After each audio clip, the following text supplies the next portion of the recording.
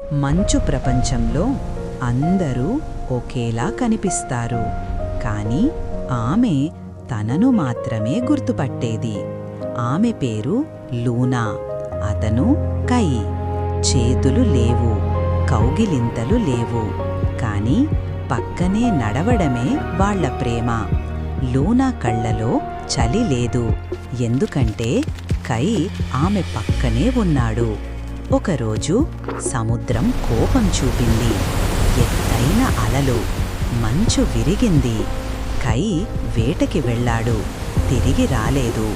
అందరూ ముందుకు వెళ్లారు, కాని లూనా ఆగిపోయింది.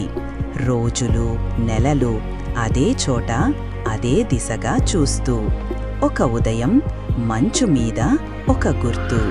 కై కాదు, కాని అతని వాసన ఉన్న రాయి. లూనా దానిని తన హృదయానికి దగ్గర పెట్టుకుంది. ఆ రోజు నుంచి ఆమె ఒంటరిగా కాదు, ఎందుకంటే ప్రేమ చనిపోతే కాదు, జ్ఞాపకాలుగా మారితే ఎప్పటికీ బ్రతుకుతుంది.